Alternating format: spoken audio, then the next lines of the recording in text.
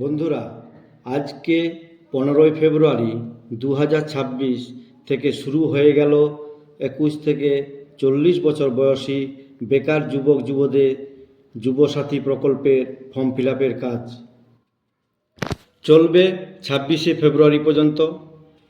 Form দেওয়া হচ্ছে পশ্চিমবঙ্গের প্রতিটি বিধানসভায়, ব্লক, মিউনিসিপ্যালিটি বা নির্দিষ্ট করা কয়েকটি স্থানে। পুরুলিয়া টাউনে পুরুলিয়া মিউনিসিপ্যালিটি ও MS ইনডোর স্টেডিয়ামে ফর্ম দেওয়া হচ্ছে। এই প্রকল্পে 1 এপ্রিল থেকে দেওয়া হবে 1500 করে টাকা। প্রথমেই আপনাকে লাইন দিয়ে আধার কার্ড সাথে নিয়ে রেজিস্ট্রেশন করাতে হবে। রেজিস্ট্রেশন করার পর আপনাকে একটা ফর্ম দেবে। বন্ধুরা, দেখুন কিভাবে ফর্মটা ফিল আপ করবে। এটি যুবসাথী প্রকল্প। আপনাকে পুরো ফিল আপটা ইংরেজি বড় হাতের অক্ষরে করতে হবে। প্রথমেই একটি আপনি কালার ফটো দেবেন এবং যার উপর পোর্শনে, সাদা পোর্শনে আপনার থাকবে সাইন করা।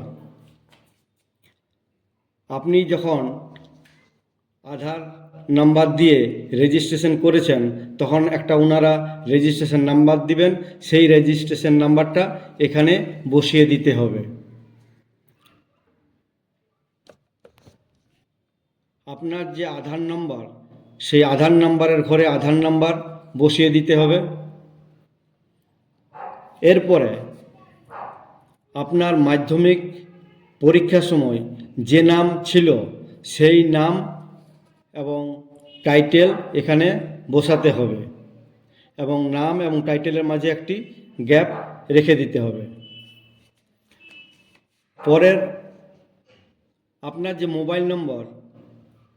মোবাইল নম্বর আপনার ব্যাংক অ্যাকাউন্টের সাথে যুক্ত আছে সেই মোবাইল নম্বরটা এখানে দেবেন। এরপরে যদি আপনার ইমেল আইডি থাকে তাহলে ইমেল আইডি নাম এখানে দেবেন। পরে জেন্ডার, মেল হলে মেল, ফিমেল হলে ফিমেল, আদার হলে আদার, সেখানে আপনাকে টিক চিহ্ন দিতে হবে। ডেট অফ বার্থ, আপনার জন্ম তারিখ, প্রথমে তারিখ, তারপরে মাস, তারপরে বছর। এরপরে সাইডে একটি ঘরে দেখুন লেখা আছে 1/4/2026 তারিখে বয়স।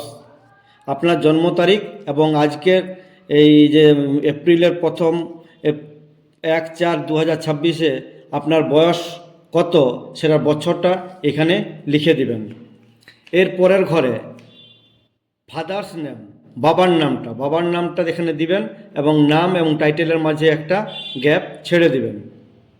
পরে মায়ের নাম ঠিক একইভাবে মায়ের নাম এবং টাইটেল এবং নামের মাঝে একটি গ্যাপ ছেড়ে দিবেন।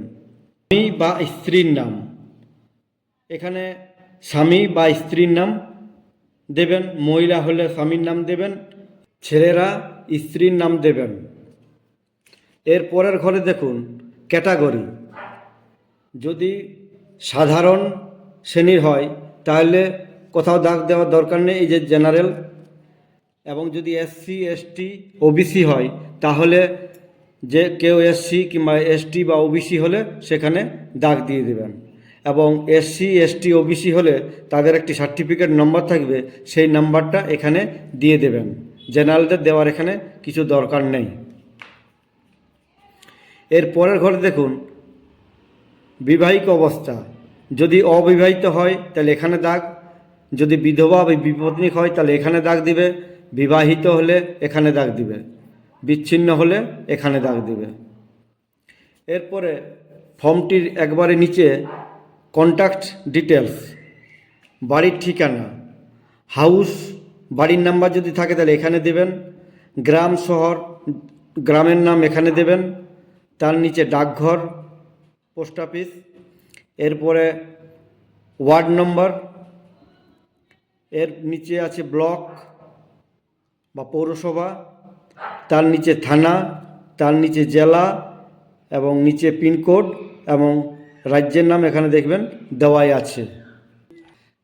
এরপর মাধ্যমিক পরীক্ষায় আপনার যে রোল এবং নাম্বার এবং সেটা কোন বৎসর সেটা এখানে লিখতে। এর নিচে board, West Bengal board, CBSE, ICSE, যে বোর্ডেই হন আপনি সেই জায়গাতে আপনাকে টিক চিহ্ন দিতে হবে।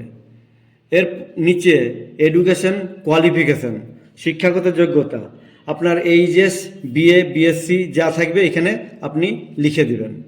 তার নিচে বর্তমান পেশা, আপনি কোন পেশার সাথে যুক্ত সেটা এখানে লিখে দিবেন।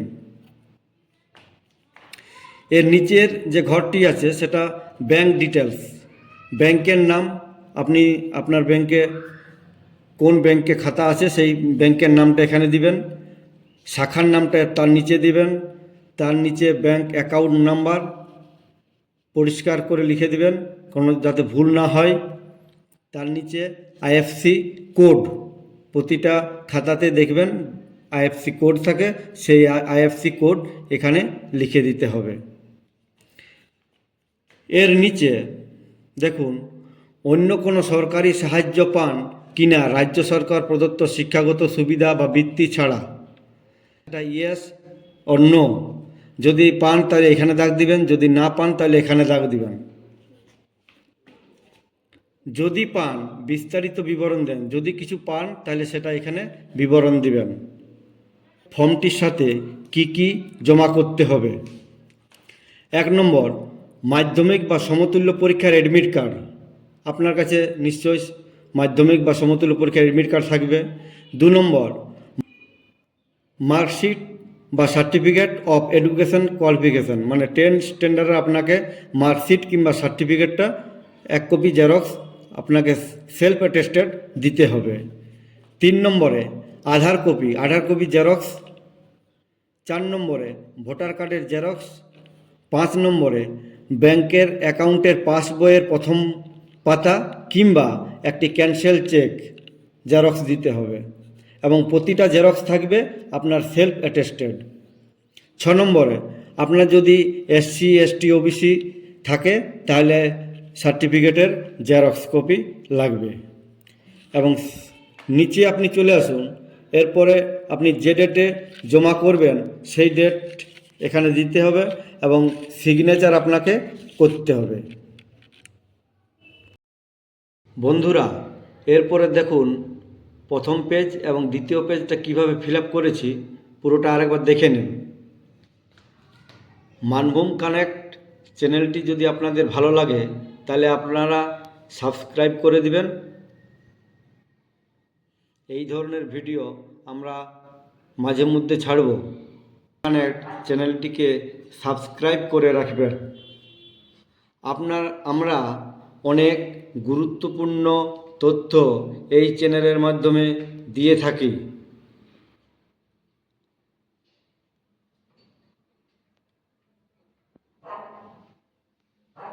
ধন্যবাদ ভিডিওটি দেখার জন্য।